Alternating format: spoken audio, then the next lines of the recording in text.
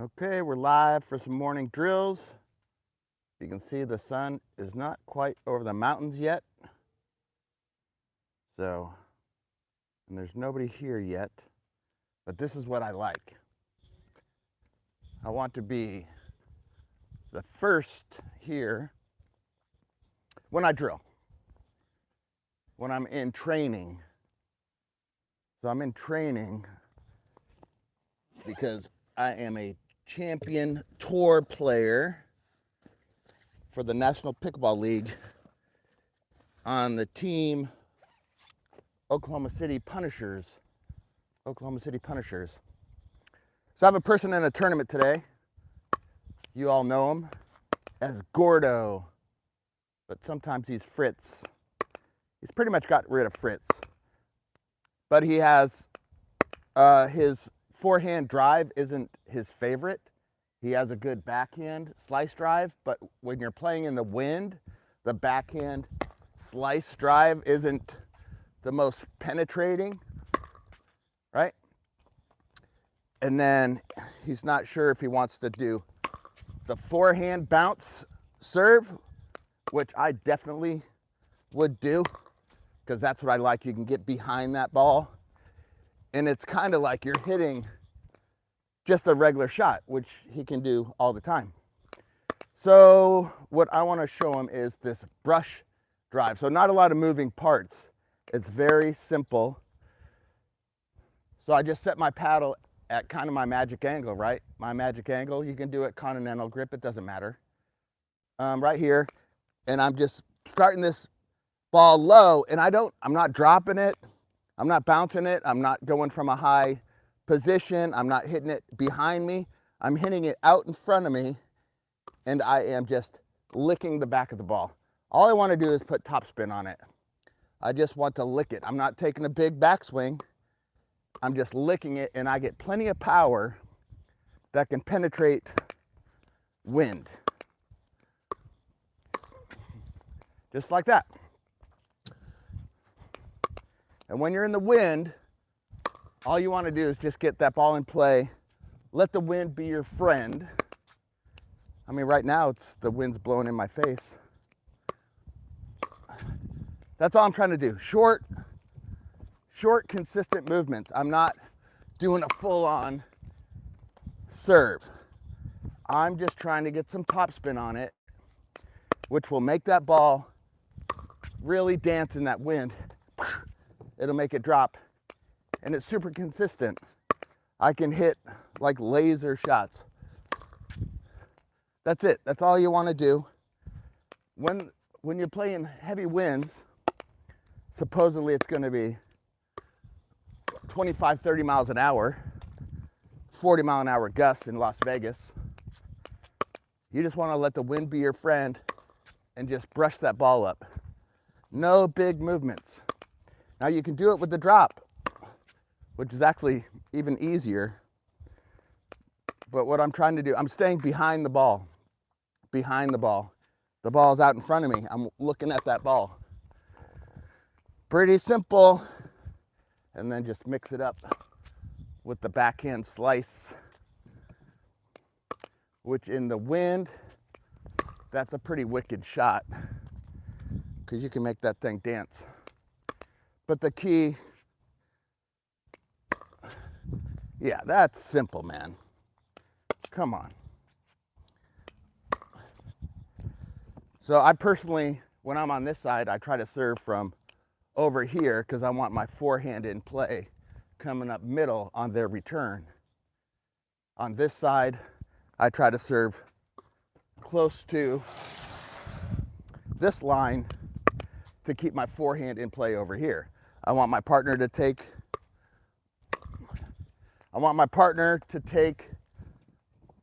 the forehand here, and then I got forehand here. So that's why a lot of people you see serve from here on this side and over here on this side. Something to think about, something pretty simple. I'm not doing wicked. I mean, once you're confident, turning that ball over is pretty awesome. It gets a little more power, a little more spin. But if we just want something simple, I'm just trying to brush it up and hit close to my body. I don't want it out far away from me. I want to eliminate any risk. Just simple. You don't have to win this serve. You're just trying to get it deep. And sometimes, if it's windy, you're just trying to hit the center of that box over there. Very simple. Brush. Plenty of power. Brush. You're always hitting the center of the paddle. Brush. So it's very simple. So now, that's how, if you kind of have the serve, I don't want to say the name because I was a golf pro and we never said this term. Starts with a Y, ends with an S, and there's an IP in the middle. But we don't say that word. So real consistent, easy to duplicate, easy to do under pressure. Not a lot of movements. So give that a try. And me, I'm incorporating that into my drive, my brush drive. Brush drive, brush drive. I can pinpoint where this ball goes pretty easy. So I can go down that line, I can go down middle, I can go down left side, right? And it's all the same exact repeatable movement. I don't have a different drive, which is cool, but it's not repeatable. So I just want to hit that ball out in front of me, get some top spin going, right? And it's simple, repeatable. Okay, so that's like the mini lesson. That's a mini lesson. So now I'm just doing drills. What I'm having fun doing is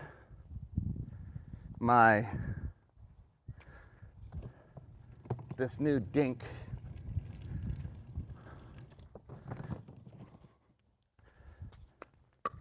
This new roll dink. It's pretty wicked. But you have to fully commit to it. You have to fully commit. It's a work in progress. But they go here, I go there. That team shifts over, and I'm gonna beat them back door, and then I still have time to cover middle. My partner will know what I'm doing because they're my partner and they've seen it before. So it's just like a roll here, roll.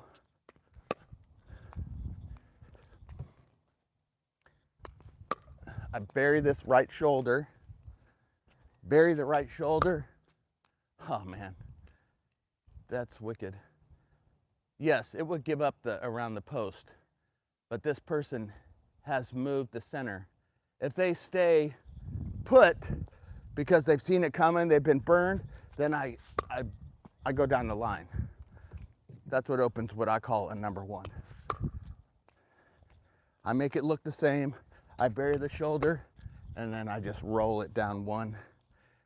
If this person comes to protect that, that person stays to protect that, then I got that middle shot.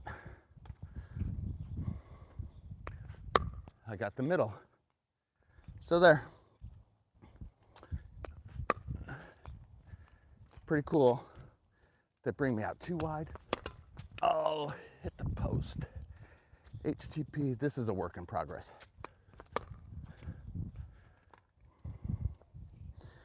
So that's that one. Then I can show that one. It all depends on what they do. I don't just dink just to dink. I dink to set up holes and mismatches.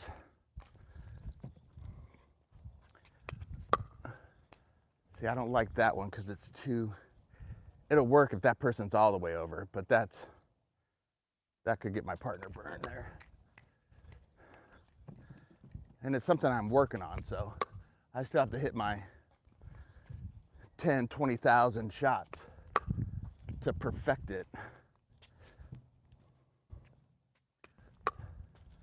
And then it's gonna be, and it's probably gonna come off of a weak dink from that side, because if it's just screaming along, then I wanna look for the around the post, or I just wanna hit my bailout spot, my number 5, which is right there.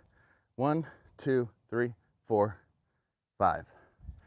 There's a 5 on that side too.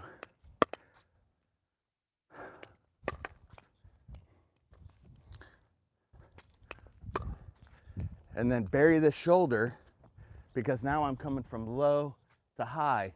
If I stay upright and just move on this plane, it goes in the net.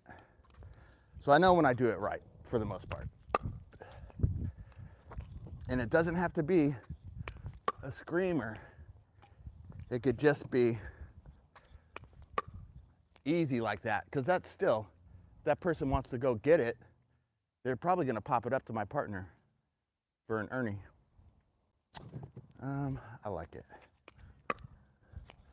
I like it. I wonder if I can just go, yeah. Because what it does, it puts it in the kitchenette, right? It puts it in this part of the kitchen, this half of the kitchen towards the net.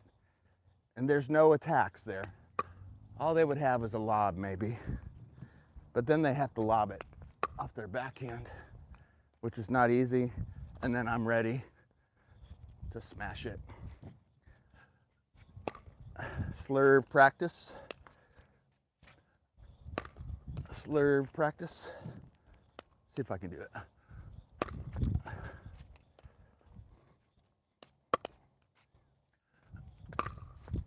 You see how much that ball moves? So I don't have to hit it with power. I'm just shaving it. Shaving it. It was my old slider curve back when I was a semi-pro pitcher. So it wasn't a curve, which is straight down, which you throw like that, snap it off.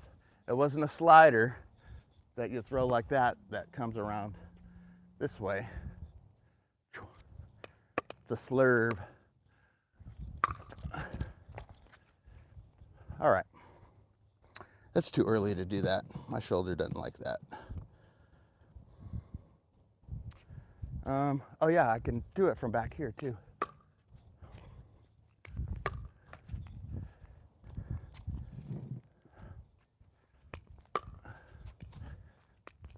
Where it's really going to benefit me is playing singles, because there isn't a partner,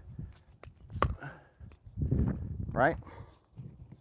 That person goes middle, plays me wide, I redirect. See, that happened, that one, because I was flat. I didn't bury the shoulder. Shoulder's got to be buried.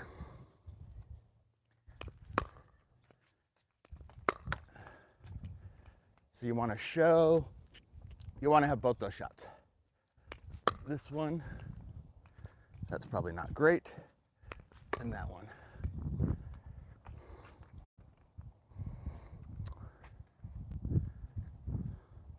Just do some drops.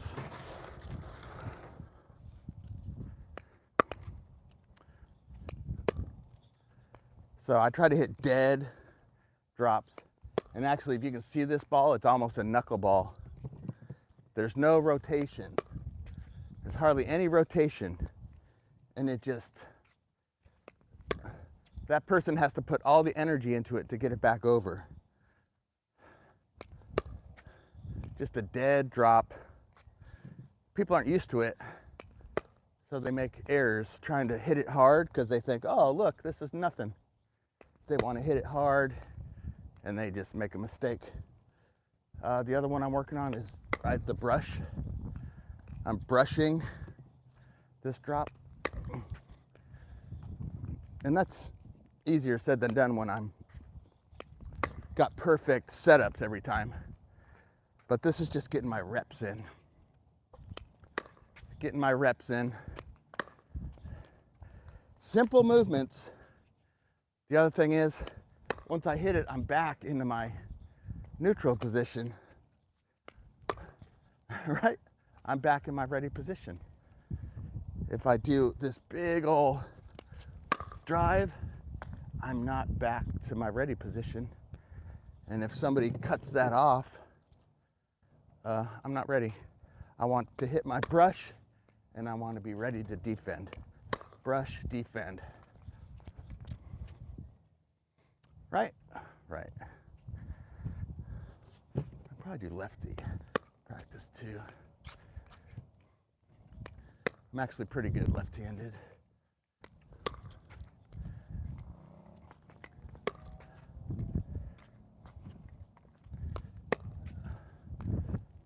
I'll use the lefty sometimes when I have two hands on the paddle, and then it just actually happens. A lot of times it happens on they lob, I'm running back here, and I switch lefty. Just put it back over. It saves my butt sometimes.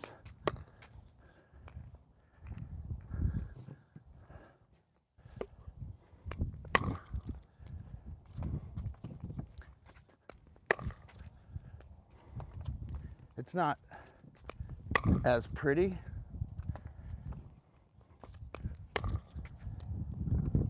because I don't quite have the footwork down, but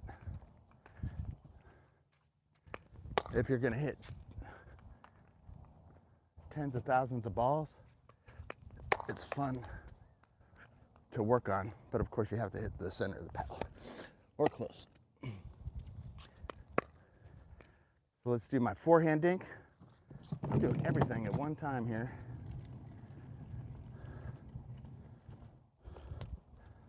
Forehand dink. Let's bring this up a little bit. I wonder what's best. If you see it from over here,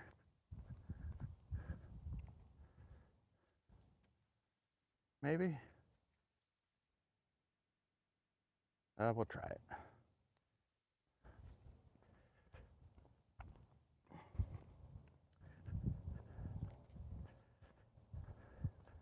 So I have a few different shots I hit from over here. One, I get a neutral dink and I just brush this ball up. I just brush it straight up. Very consistent, puts a lot of topspin on it, makes that ball jump like a scared rabbit. And it's simple, right? No big movements. No big movements. Oops. It should be simple. No big movements. I'm just brushing it up. A neutral dink, brush it up. A neutral dink, brush it up. Okay, so I got that one. And if they don't cover middle and they stay over there, I'm just going down middle, but it looks the exact same shot. I can go all the way middle, or I can go to what I call my number 2 shot, which is a backhand. Then I have the attach the elbow, a dead dink, attach the elbow, and I just push it. Dead dink, attach the elbow, I just push it. A dead dink, attach the elbow, push. Dead dink, attach the elbow, push.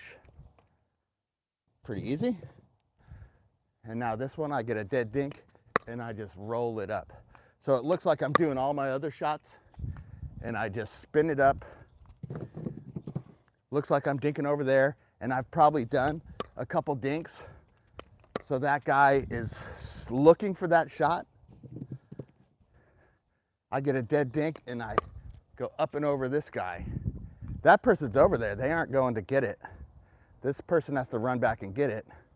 And a lot of times, if this person's used to not getting lobs, they're going to see it and look at their partner to go get it. And that partner's stuck over there. Yeah. So what I like about these short shots is I can hide them, right? I can hide them. And I'm back in my ready position. I'm not taking it all the way out here wide, right? And then I'm not ready for the comebacker. My whole style is geared to defend. I'm a defensive player and a counter striker. I want them to set me up, and I will just precision place these balls. That's so good. So those are the main shots, and I'm really not looking for anything special off of here. That's all I'm looking for. Now if I bring it out here, I go back to my 4. I just go back to my 4. I'm ready, right? So 4, 3, 2, 1. Whenever I'm in this situation, I just go to my 4. It's simple, it eliminates this person. They don't even count anymore. So now I have to work on one person, and me and my partner will probably go 2-on-1. 2-on-1. It's a backhand. It's coming from this angle, so it's penetrating. I'm back into my ready position. So what's the shot that they can do there, you know? They probably have to take a big step. Now they could be a superstar, a backhand dinker, but I don't worry about that until they show me. And they would have to show it a couple times for me to adjust.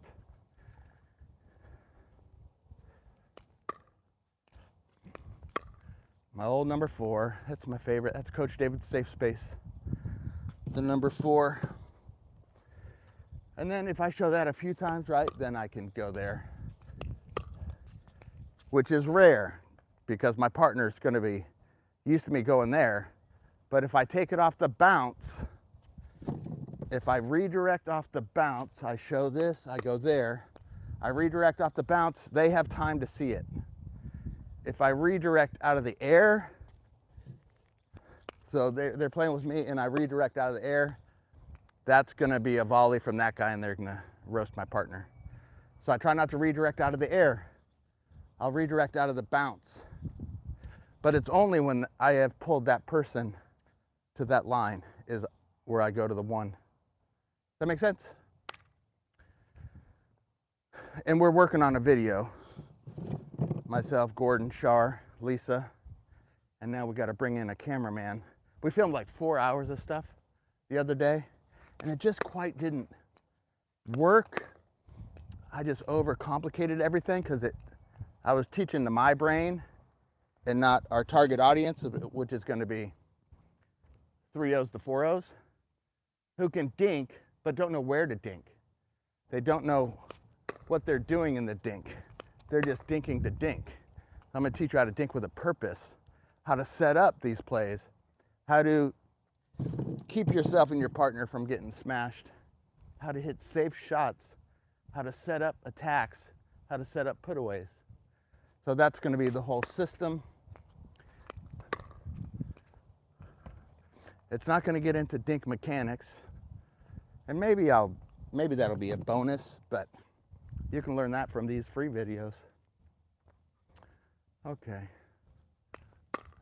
I just like this brush. Set my paddle, brush it up. It's like when I putted. So I was a golf pro too. And then I would do just 1,000 putts a day, right? 1,000 putts. So small backswing, larger follow through. That way people get the why IPSs when they do a big backswing and throttle. Your brain goes, whoa, that's too much for that shot. And it will slow down that putter, bink, and then you just yip it. Oh, I said the word. Oh no. Need to knock on wood or something. Okay, so that was the putt. So I would practice doing a smaller backswing, larger follow through. Smaller backswing, larger follow through.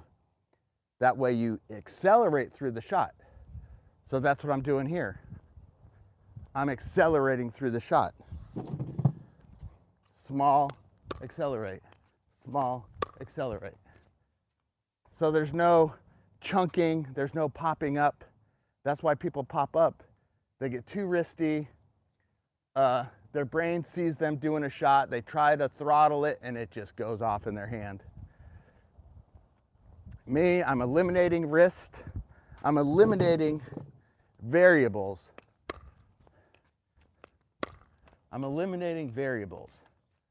Now I can add some wrist once I have perfected just the easy shots, and it'll give it something extra.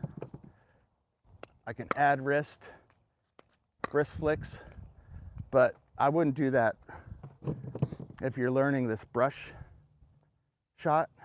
system. I just wouldn't do any wrist yet.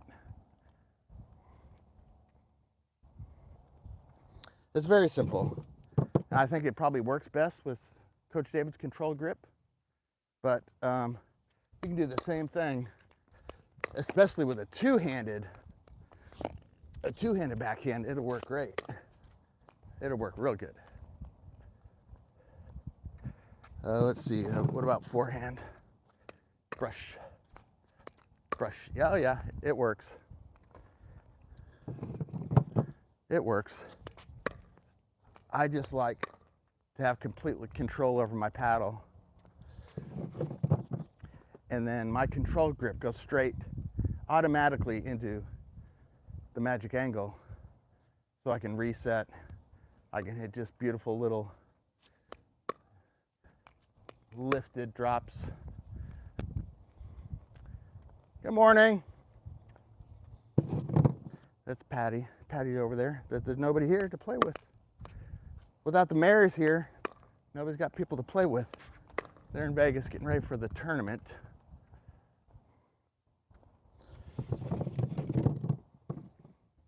So I bring out my trusty training buddy, Sparta.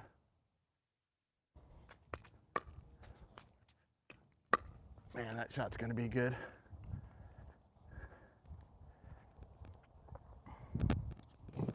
When I'm on that side, I can be a little more aggressive. Because I'm going to a backhand over here usually, I can get pretty aggressive. When I'm on this side, I don't go to that edge because that's somebody's forehand and they're gonna smoke you. I only go there when they have moved to center. And I don't have to rip it, because even if they get to it, it's usually a weak shot that my partner can earny.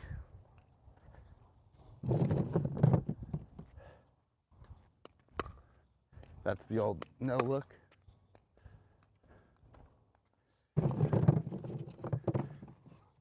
And that I want to take to a left shoulder. Especially if they're holding forehand here. I'm going to go to that left shoulder. So I've hit probably one of those, they got it. I got another one, I'm looking there, and I go there. It works a lot.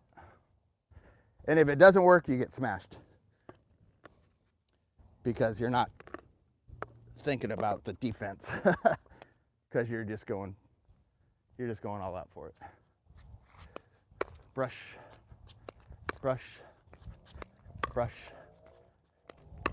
Man, I can just put this ball anywhere I want. Plus, I like to let the ball bounce. I try not to take it out of the air that much, unless, I'm kind of forced to. I'll let the ball bounce, which gives me time to see where they are or where they're moving to. I let it bounce, and then I can see what they're doing, and then I can hit my shot. If you take it out of the air, basically you only have one shot, and it's pretty risky. Plus, I'm not ready to defend. I reach in, take it out of the air. Man, I got no time to recover and get ready to block. Especially if I go forward. That's death. So when I hit my shot, look, it goes right up into my ready position. Right? I hit this brush and it goes straight into my ready position. Straight into my ready position. I'm ready to block. I feel it's just super smart. Super smart. And not everybody needs the continental grip. If you didn't grow up playing tennis, if you grew up playing tennis, yeah, you already have it. You know it. It's already ingrained in you. But if you haven't and you're new to pickleball, give this a try. And yes, I experiment with all sorts of different grips because I'm always, hey, the grass is always greener. Because when I do different grips, I could do some really cool stuff with it. But it's just not as consistent as this grip. Okay, so give it a try.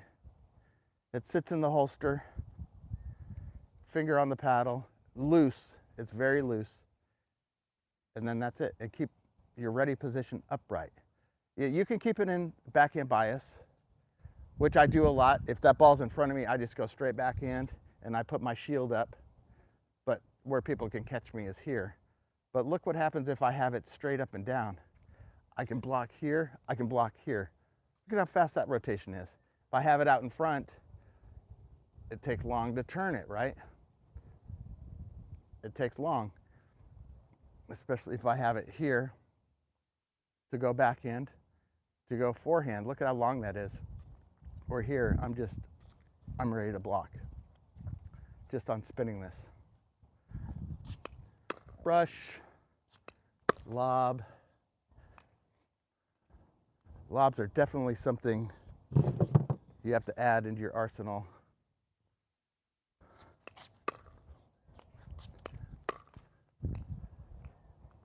I hit my shot, I'm in my ready position.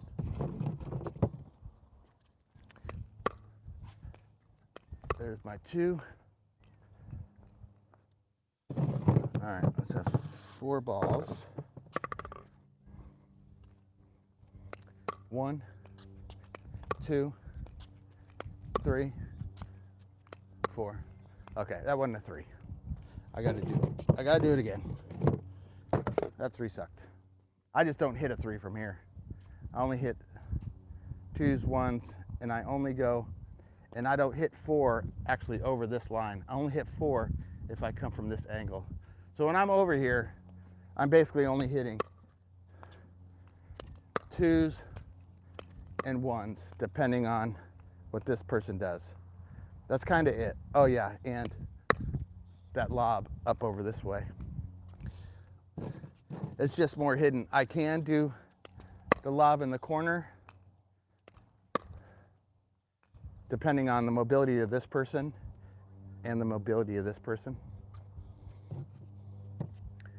But the 2 main shots I'm looking for here is just the 2 and the 1. That's kind of it. And if the ball's over here, I go to my 4. Nice safe 4. I'm in my ready position.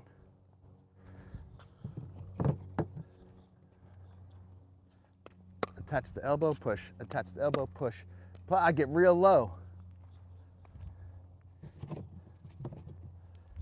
I get real low.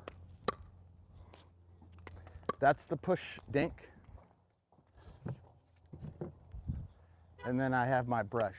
It just brushes up and runs like a scared rabbit.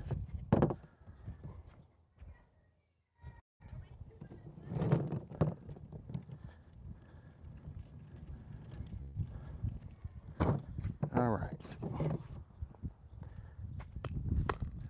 I want that shot. You see that? Bury the shoulder and go forward. Bury the shoulder and go this way. Bury the shoulder, go forward. Bury the shoulder, go this way. I want it to look the same.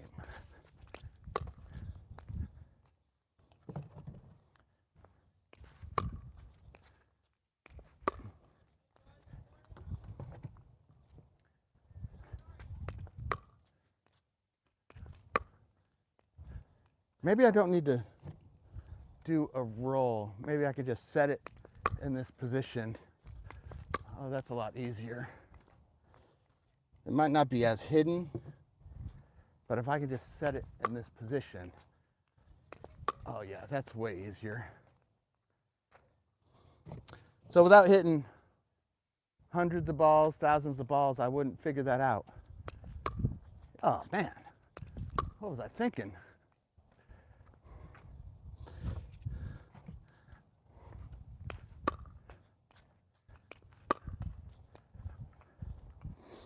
So that's the good thing about doing this type of solo drilling with a big bucket of balls is you can experiment. You can experiment in little tiny movements.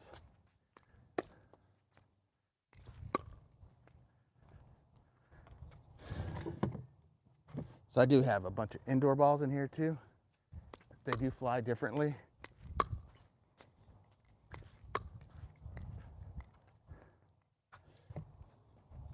That's pretty solid.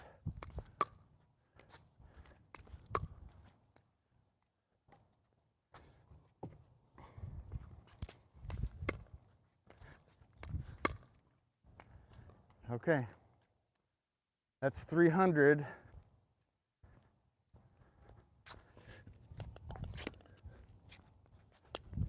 All right.